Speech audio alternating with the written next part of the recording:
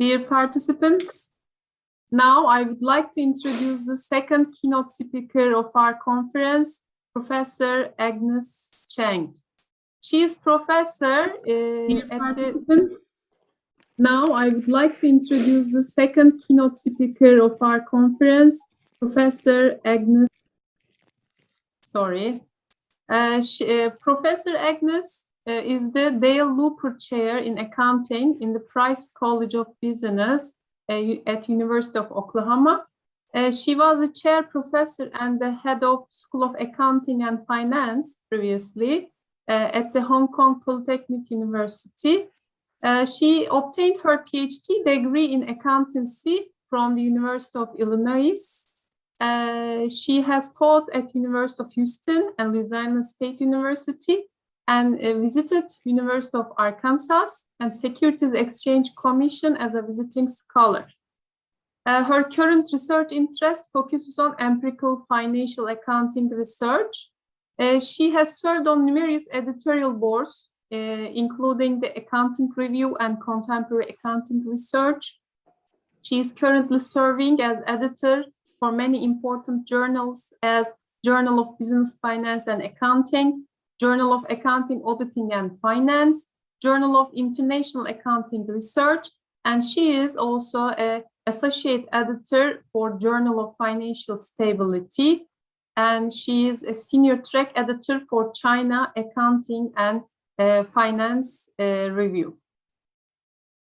She will make a talk titled Digital Transformation in Accounting Research. If you have any questions, please write your questions to the message section during the presentation of Professor Cheng. If there's enough time at the end, she will gladly answer. Welcome, Professor Cheng. It is very nice to see you here. Yeah, thank you. Thank you. Now you have the word. Okay, good. So you can hear me, right? Yes, we can. Good. First, I wanted to thank, hold on, let me see if I can share the screen. Yeah. I want to thank you for me, excuse me, Humaria. I haven't seen you for a long time. So excuse me if I said your name wrong. Invite me to this conference. Actually, when I was asked about what topic should I speak, and so I thought, well, because of the conference theme is on the new trend, and so I took a challenge, select this topic, looking at a digital transformation. And I'm not an expert in digital transformation, and but I think it's such a new area, and we all have to kind of learn, you know. So I really appreciate the opportunity of giving this speech, which kind of gave me opportunity to learn about this area. And so my topic, when I was thinking, how should I structure the topic? Let's see if you can see the, yeah.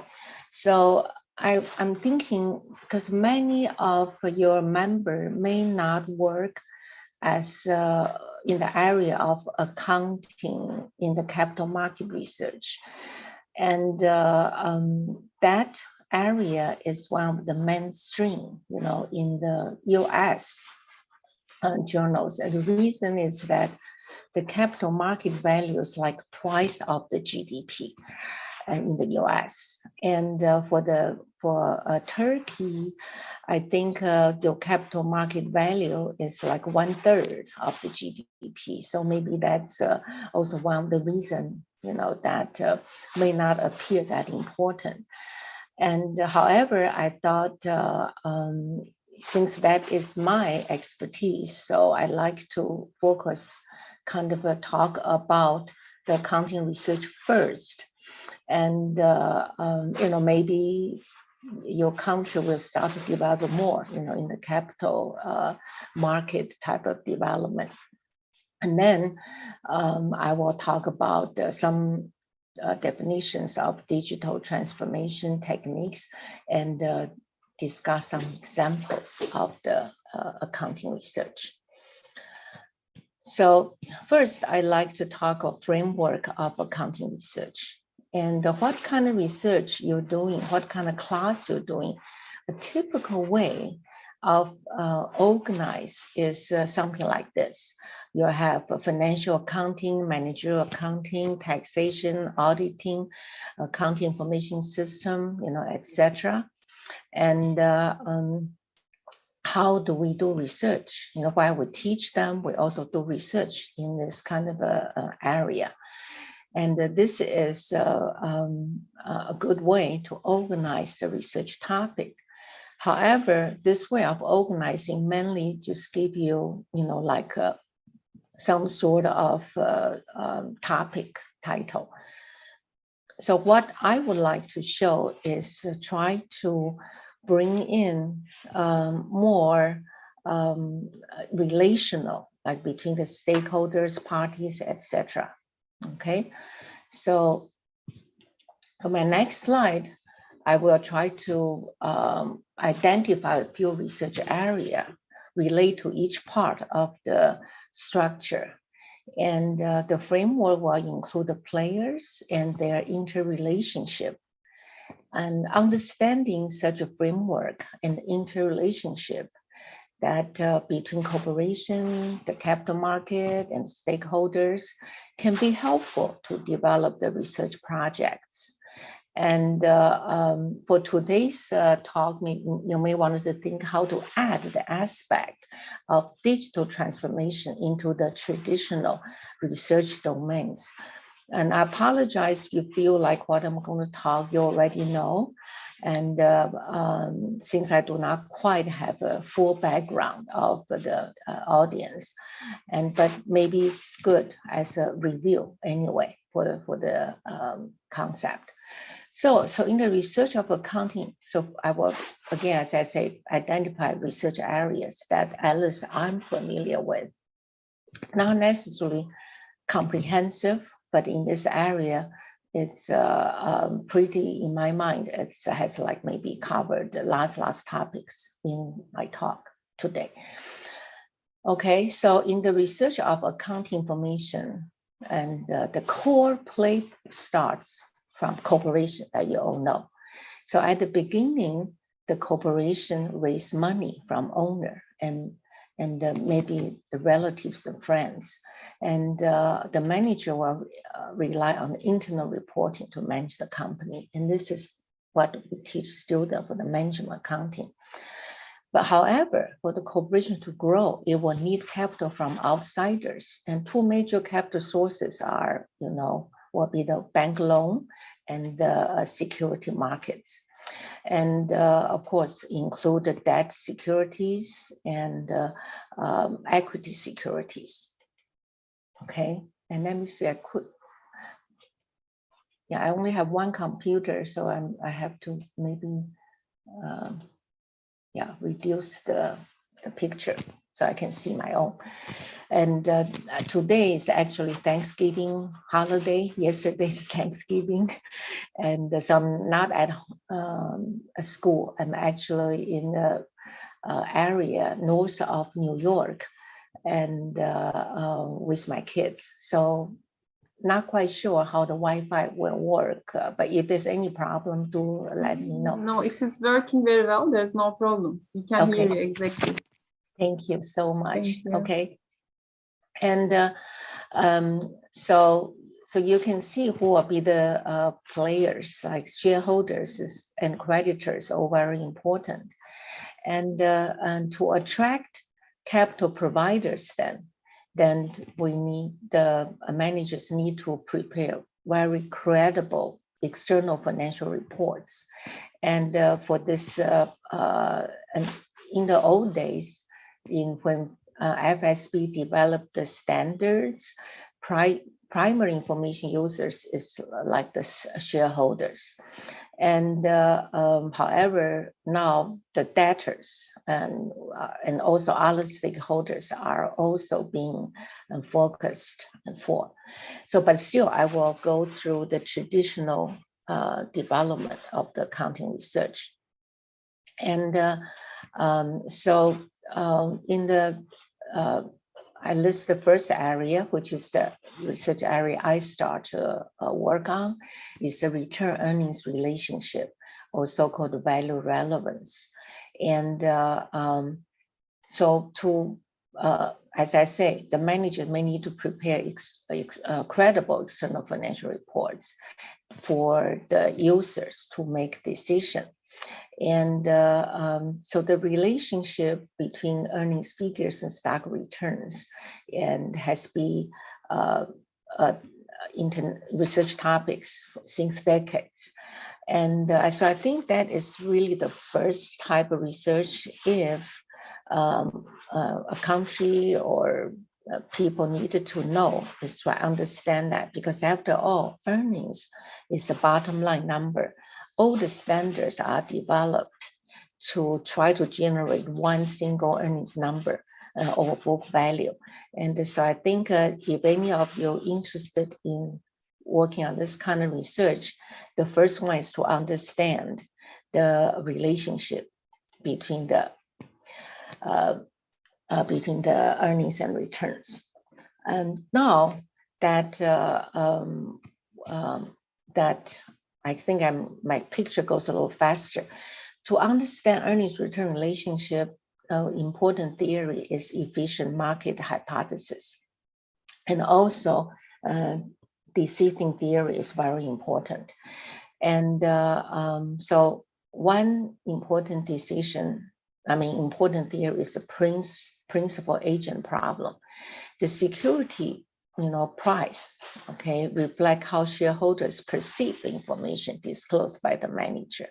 However, principal agent problem will arise, and shareholders aim to increase company's value, but managers act mainly in his or own interest. And so a big problem occurred is the information asymmetry problem. And then because of the information asymmetry, that that a lot of studies start to look at earnings management or other misreporting. And I forgot to mention the earnings fixation hypothesis, which is also which is kind of the counterpart of efficient market. Efficient market hypothesis basically say when the earnings are reported, market can see through. But another extreme hypothesis is that shareholders may fixate it on whatever the earnings number is reported.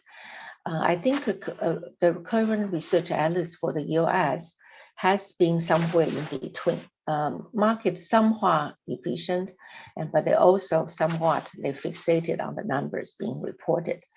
And to think about this, and that fintech, the technology has improved, and maybe technology can help us, move the spectrum more toward efficient market hypothesis. And there are studies also, on that.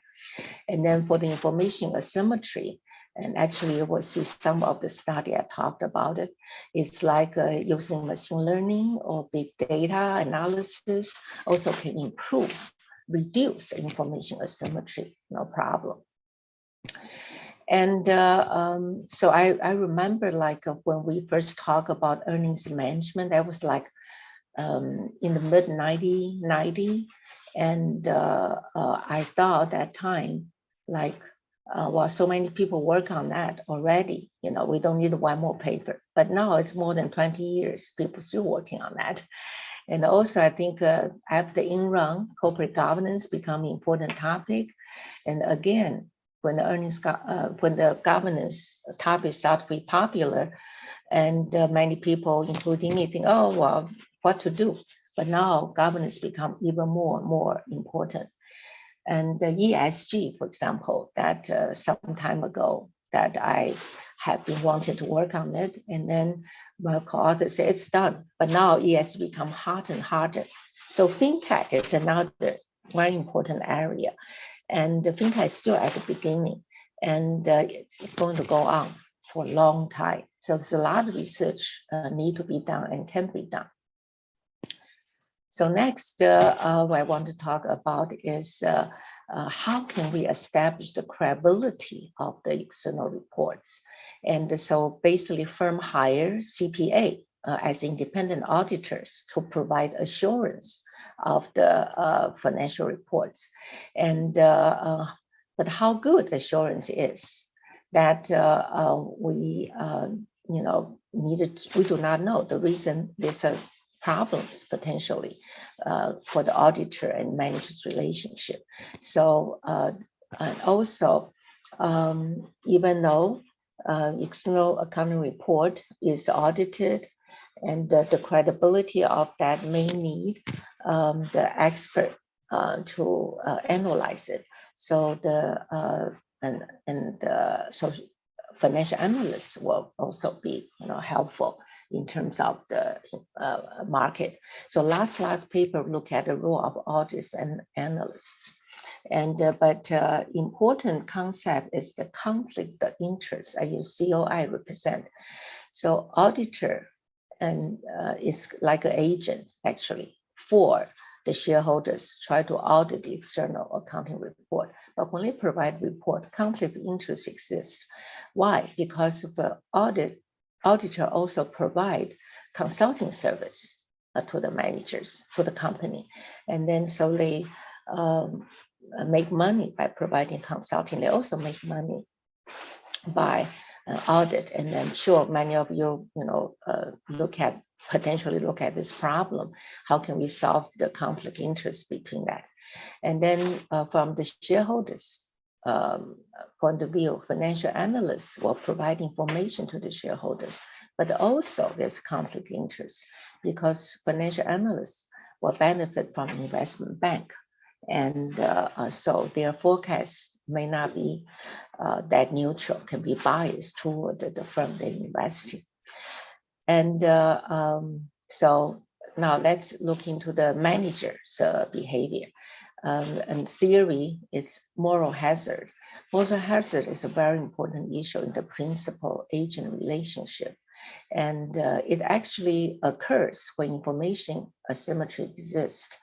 And the moral hazard basically means managers will avoid efforts and try to seek their private benefits. And so to control for that, there are several things, and this is related to the corporate governance, such as board of directors and such as using compensation contract to govern and the managers. So if a compensation contract and also how the compensation contract stimulate managers to take different decisions, different actions. And so studies on effectiveness of compensation contract and as well as studies on managers' own actions. Like often that when research study managers' action, they always say there's a tension. So for example, manager will report or invest in the ESG, and that's a good thing, right? So manager action will be good for the ESG goal. But then there are another side. It's like, well, they are basically just so-called for their own reputation, and they don't really care about the real ESG. And so all the managers' actions, like you invest, for example, innovation, right? It's another really hard area that managers be more innovative. And they're supposed to help the companies, but it also could be like they have some bias toward that. So this is the kind of a way of thinking. Okay. So again, as I say, a lot of studies try to evaluate corporate governance effectiveness. And now, of course, it looks into the internal and external. Internal is more like board of directors, and external, everyone can be considered as external, and including auditor, financial analysts, even media, general public. So, so next, I would like to talk more research about creditors. Like creditors are actually very important, but at least in the literature, that in the US, creditors were not the focus of the research in the earlier days. Now creditors become, or the debt become like a leading area, because there's still a lot of creditors or debt related research that hasn't been done.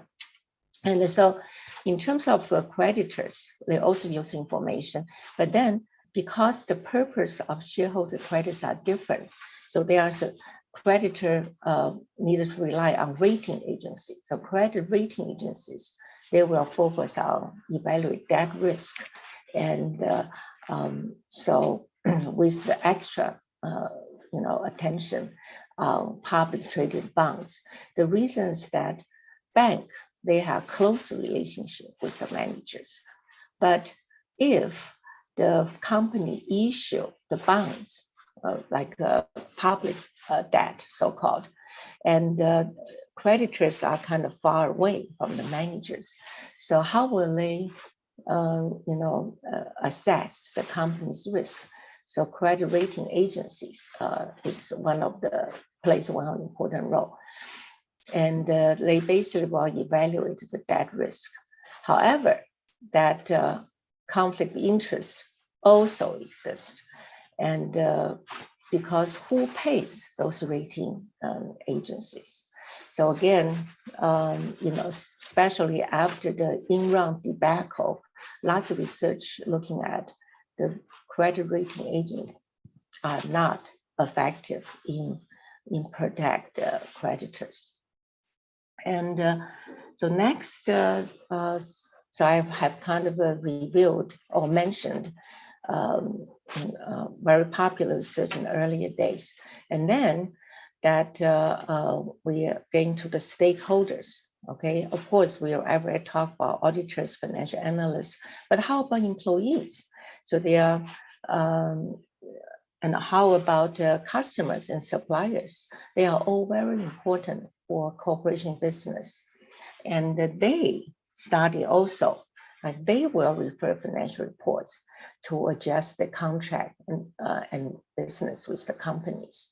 So when managers determine or prepare the external accounting report, now the thinking is they need to take care of all stakeholders, not just the shareholders.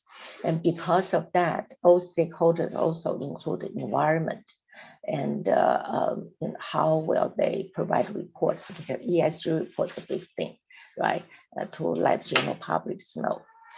And and then something kind of related to the customer, to the general public, that is, I'm showing you role of stakeholders, but how do we kind of study the role of stakeholders? Stakeholders, as I say, besides the one closely related to corporation, there's also society. So CSR, corporate social responsibility, has become, again, a very important topic. I mentioned ESG. CSR and ESG are very two similar terms. And it's just CSR is a bit bigger. ESG is more related to accounting disclosure, like environment and social and governance. And there's a lot of regulations on that. And now within the ESG, the regulators around the world, they're also looking at specifically focus on environment, like the climate change disclosure. And next, to get a little bit bigger picture, that this is kind of financial transaction between the corporations and the investors. And the external accounting report, we all need regulation. So how the government govern this, the whole relationship is also very important research. So you will see research, which I have done something too, like how regulation affect the protection of shareholder rights. And in the US, we have SEC, Security Exchange Commission.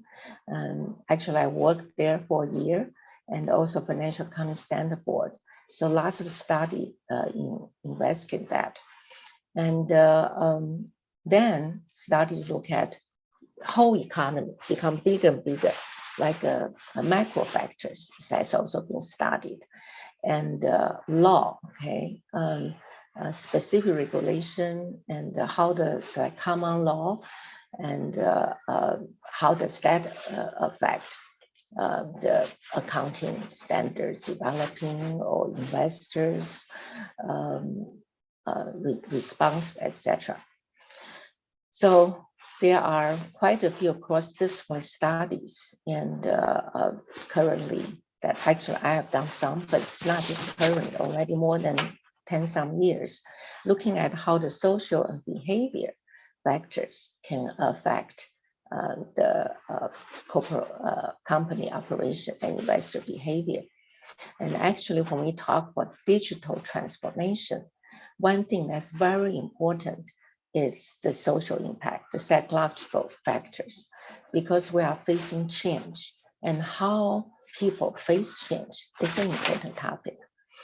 And another popular area, which I also done some, is like network. And you can already see from this chart, there's a lot of relationship, and how the network relationship affect those lines and affect the behavior and the relationship. And now media, social media, you know, and that is also very, very popular, because we are accounting, we study information. I have a paper working on media, and then people ask me, you are accounting researchers, why you look at media?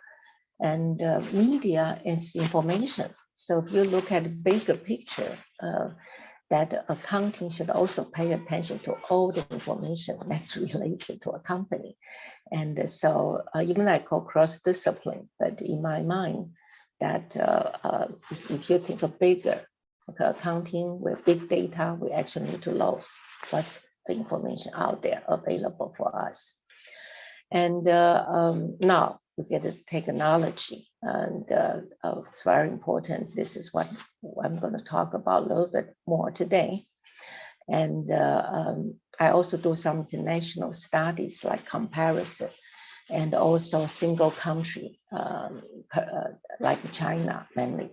And sometimes like in China, there's a lot of study, they replicate US method and then apply to China.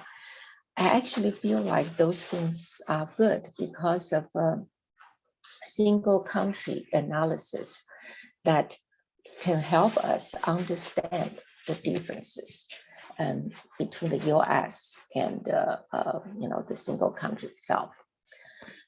Okay, and now I just kind of breeze through the next topic. And digital transformation, I will first talk about what do we define. And it is a new industrial revolution. Everybody should pay attention. Then I'll talk a little bit what's fintech, and then some of the top fintech companies, how they are rated, etc. And so, and actually, as I say, I am new to this area, but I have been searching, you know, and also with my assistant help, try to find out different kind of definition. So I pick up definition that I like. And of course, you know, it's a digital technology. And but what's the goal to implement it?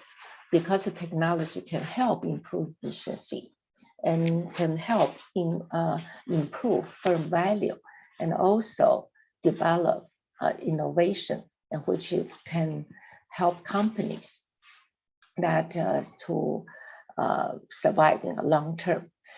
And but one thing I want to mention is cultural change, and cultural change, and that I list for, like, actually I talked to some companies and asked them, how do they go through the digital transformation? Is it important? They said, yeah, it is important, but it's very difficult to change. And so that is actually important an area. And we talk about digital transformation actually start from the financial service providers. So all the financial providers, if they want to survive, they really have to develop digital transformation. For manufacturers and other types of companies that they are doing slowly, but they also need to do the digital transformation. The digital transformation is continuously and it's highly dynamic. It has to involve the learning and doing, iterating the process. We all know it's cost to implement technology. And as I said, the cost is to how to involve people. Besides, you have to invest in the technology. So managers, they do need to have a good digital transformation strategy to think about the cost and benefit. And I used to work at Hong Kong Polytechnic University, and I had been, as the head of the School of Accounting Finance, I have been striving, try to bring the digital technique transformation strategy into my unit. And I have to say it's taking very, very slow. We are aware of this importance of this technology many years ago, but it's only after 5 or 6 years, the curriculum start to implement the technology elements. I know many of you not just doing research and also the teaching, that we can do it, at our own pace, slowly, but surely it has to be done. And this is why it has to be done. It is a new industrial revolution, and it's going to continue. So what do we mean by industry revolution? That it has to fundamentally alter the way we live, work, or relate to one another. And I think now the digital transformation is indeed get to satisfy that criteria. Even though it's coming slow for some people or for some company, but it's fundamentally affecting our life. And so in how the companies will respond to this, then they need to integrate this and involving all the stakeholders and all the private sectors, as I mentioned, academics should also pay attention to this. And you can see that, of course, if you look at the Industrial Revolution, the third one is already getting technology. And why do we call it fourth one? That there's a few words here: Internet of Things, big data, AI, etc. And the reason is that because of the speed of transformation, like big data and the development of technology is very fast, and no historical precedent can compare with the changes that we're facing now. And so it's really an exponential change. And it is so-called digital disruption. It disrupts every industry in every country, and the leaders will win. And also in terms of the breadth and the depth of transformation, it transferred the entire system, production, management, and governance. So with this concept, and I hope that not just the companies, but students will also know about this. They need to learn, and how to teach them with my own experience has to be self-learning. That I have developed some short courses for students to learn, and myself would also want to learn. Today, I'm just kind of go over kind of a big picture of thinking, so many technologies. One cannot learn all of those, but each of us learn something. We can go forward. But I think each of us, including the student teachers, know the importance of this. It's going to move the impact. And so next, I'd like to talk about more technology. Financial technology, fintech is the buzzword, and basically combine finance and technology together. And as I mentioned, the wide application start at financial service industry, and it's developing daily. That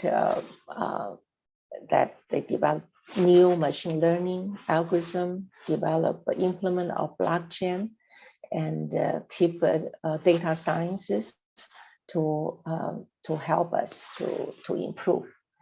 And it's very difficult for us to follow the new development. And for example, also regulation is very important, because the financial service industry, it is a highly regulated industry. So the RegTech, so-called regulation technology, is very important. And but how, if you want this financial service, the fintech, to operate in the financial service industry, will have to have regulation. So many countries now, they want to develop regulation, but you have to have test period.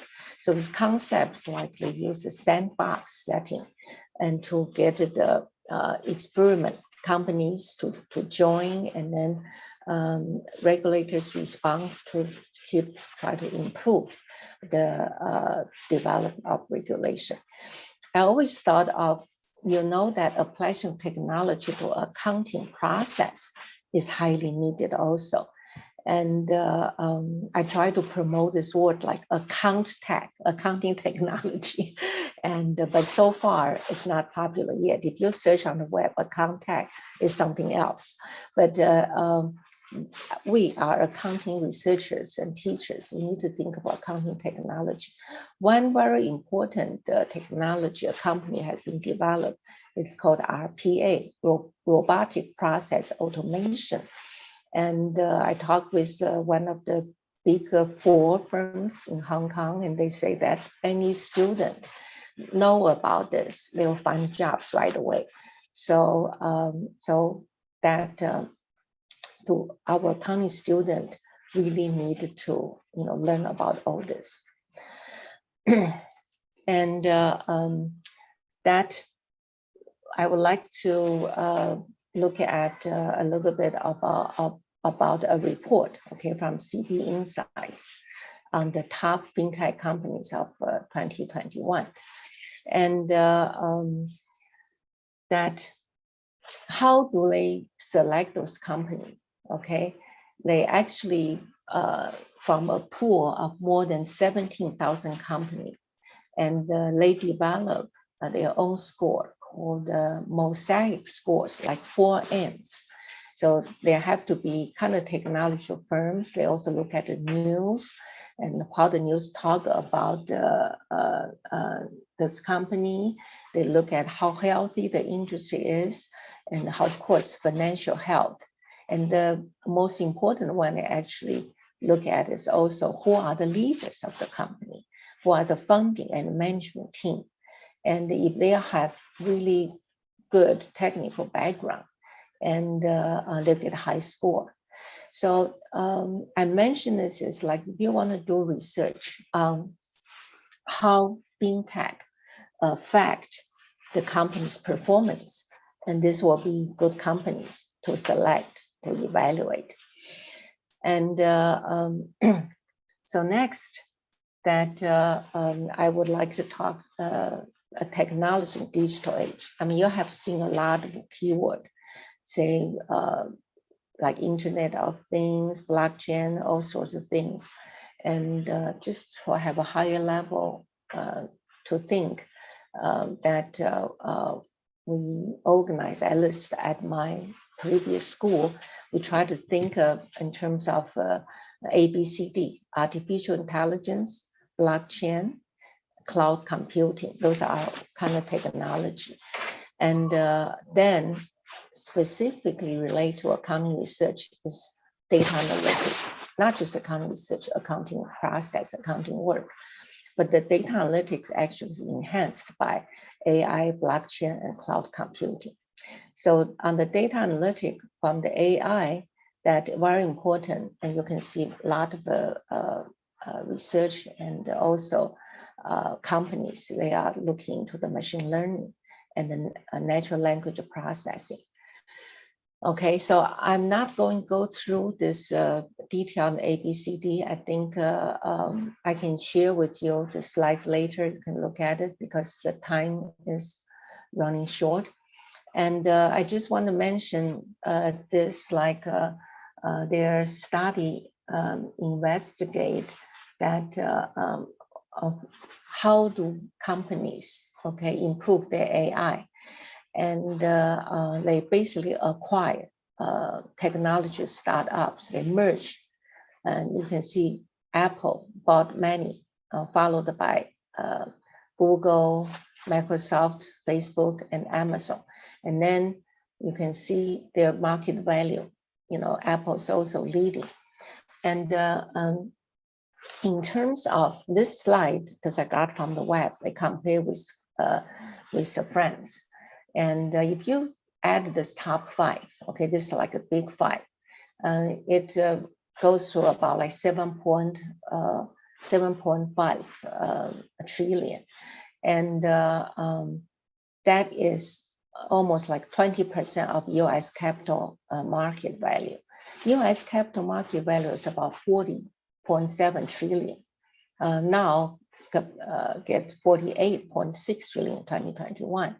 But US GDP is like less than half of the capital market value. I checked for the Turkey that in 2021, the estimated GDP is 805. And for the 2020 capital market value, it's only 237. And that one thing I also checked in China, China has been growing. The current China's GDP is about like 16.86 trillion, and the capital market value is approaching about 12 trillion. So I think for economic development, it's kind of important, hopefully, to see the capital market grow. And so as you probably already all know, we have artificial intelligence can help us process data better. And actually, Deloitte is the first one, I think, developed the accounting robot. And that many people, including students, worry about, well, will the demand of accounting students reduce because there's an accounting robot out there? And the answer is, for the typical bookkeeping, yes. But for the technology proficient accounting students, it is highly demanded. And so I will skip this because I think my time is running out. And data analytics is what that many of affect our research and accounting process. Lots of study use textual analysis. And the textual analysis and included the AI technology. And typically, machine learning is developing, natural language processing are developing that can help us process big data. And so in terms of looking at data analytic, and first you have to see what kind of data out there and have to prepare the data for machine learning. Then we analyze it. And then we use visualization to understand the phenomenon. And so this is a report from one of the company. And basically they have found out that all the information out there, about 1/3 is from financial news, and they also have sustainability and reports, and also social media. So those are the information out there. And lots of those information are actually processed, and people use, like experts use machine learning process those data and available for use to do research. And so I can ignore that. So accounting research, I will just mention very quickly. And as we already know, digital transformation is unavoidable, and we need to respond to it. And how the area we can look at is like how digital transformation itself affect accounting process, information, firm value, etc. And another very popular research, how researchers can use new technology like textual analysis, data analytics, blockchain to conduct research. And this accounting research in applied digital technology are still in its infancy. However, there are quite a few papers already published, and you can see that this paper looked at how artificial intelligence and affect audit efficiency. And this one look at how blockchain can be used to develop better accounting. In other words, blockchain has generally a third ledger. So this paper used just case analysis to discuss it, okay? And so this paper is using that accounting standards require the disclosure. So they identify the cloud users and try to see if the cloud computing can improve.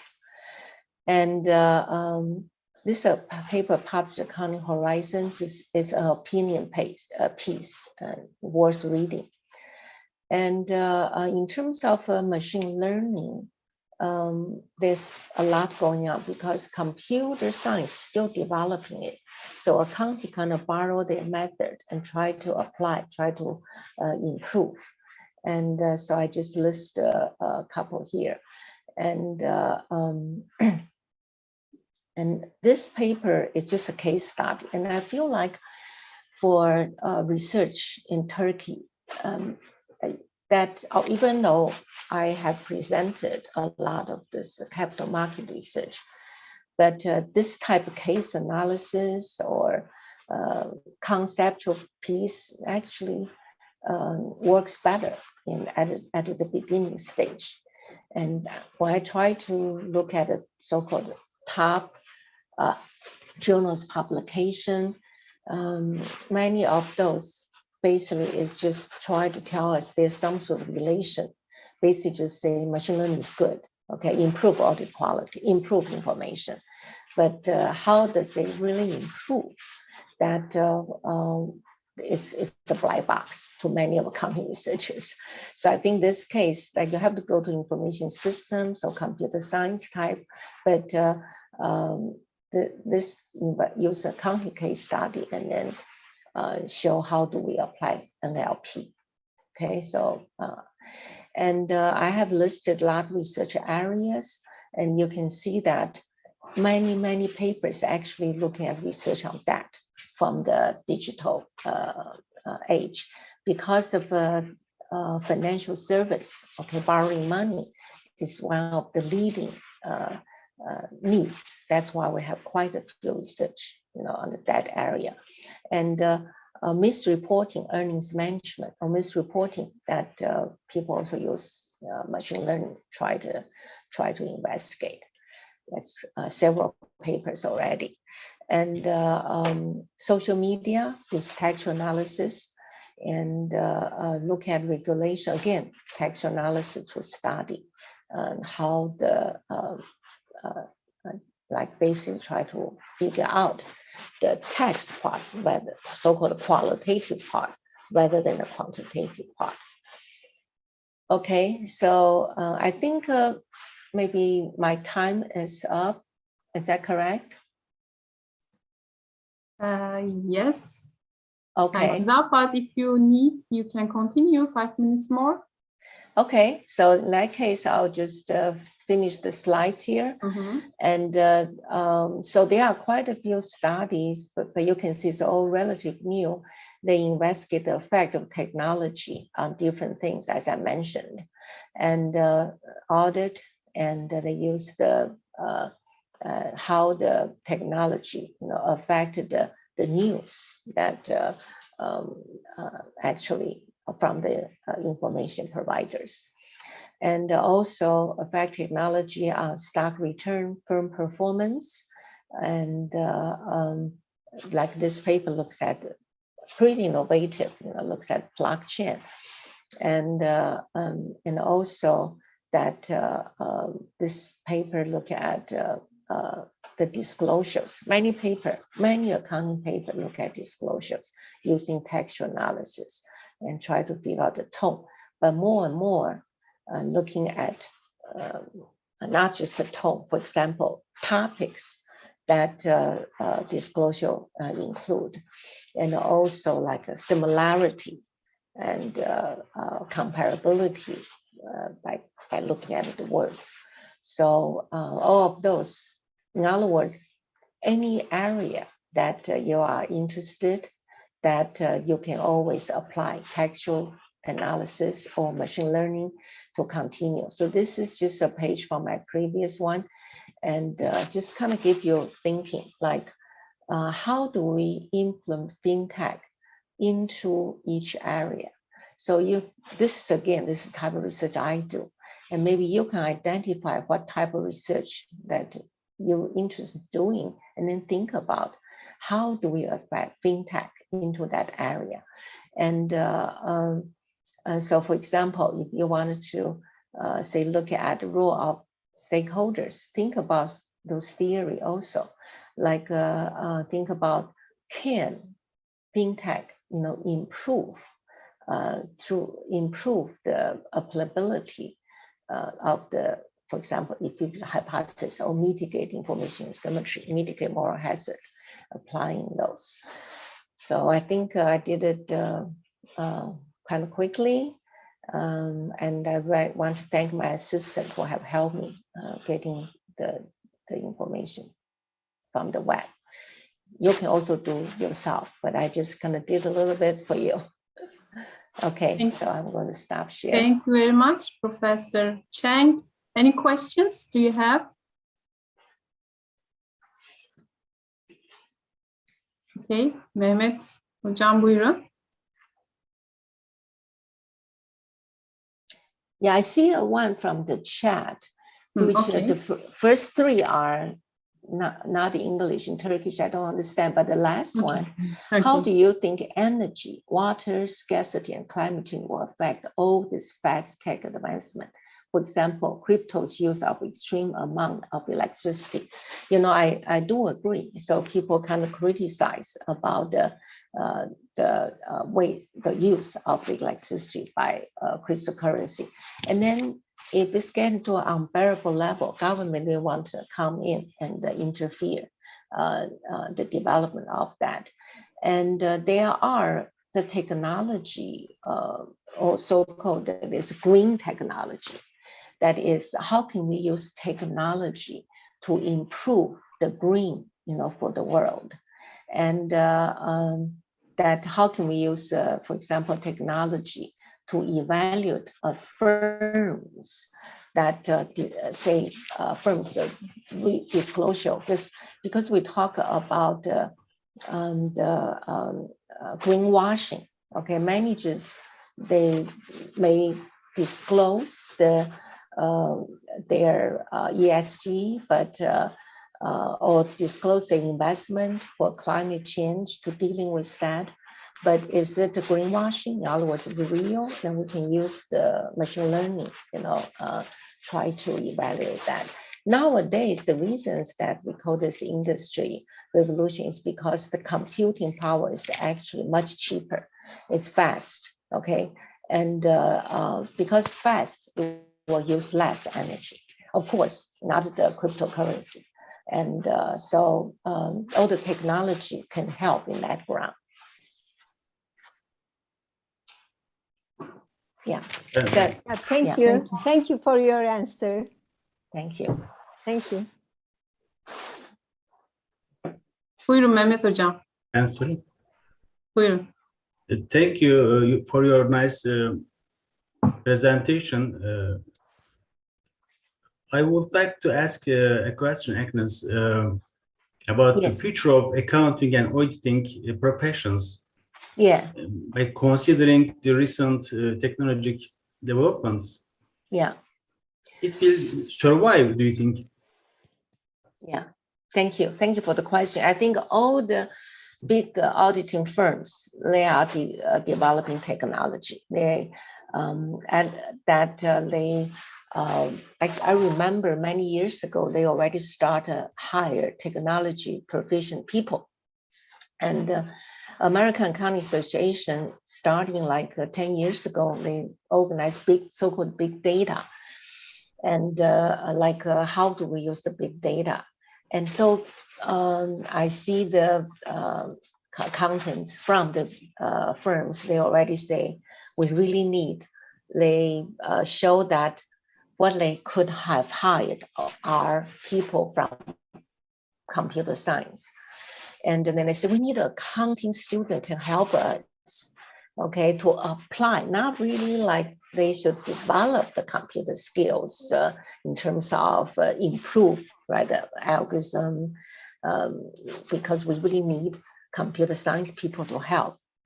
And actually you can see a lot of those machine learning that if you talk to the authors, they really work with computer science people.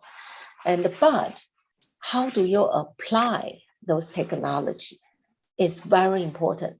So the big 4 or 6, they all say, please, train more accounting students who can apply the technology. So they need that.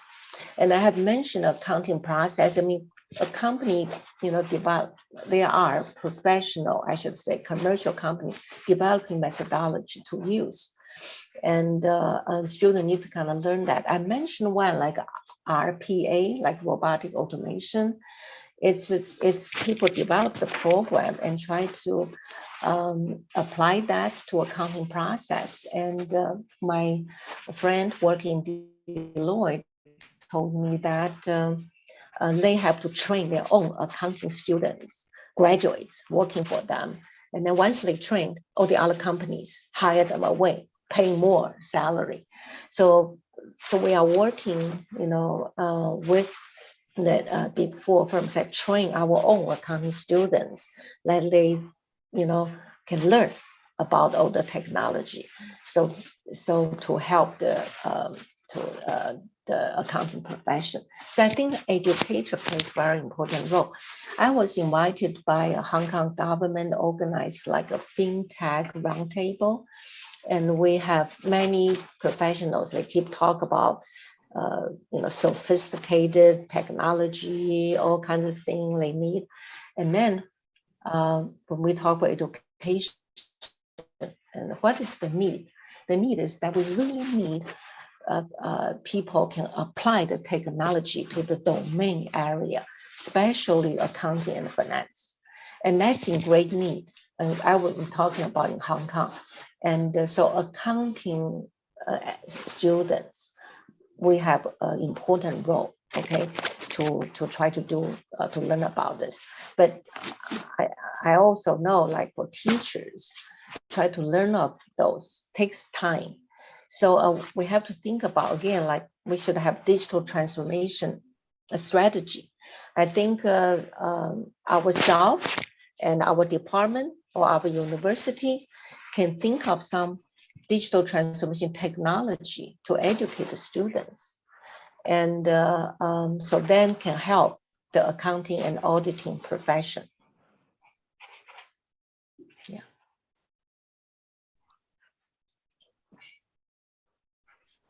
Okay, thank you, Professor Thank Cheng. you, thank you. Any other questions do you have? Okay, thank you very much. There's no Yeah. more questions. We really Thank you. appreciate for your nice presentation. It was very informative. Thank you. Thank you very much. See you Nice again. seeing you. Yeah. Bye bye. Thank Bye you. bye. Bye. Değerli katılımcılar, konferansımızın birinci gününü kapatmak istiyorum izninizle. Yarın konferansımızın ikinci gününde ana tema konuşmacılarımız ve paralel oturumlarımızla devam edeceğiz. Saygılarımla.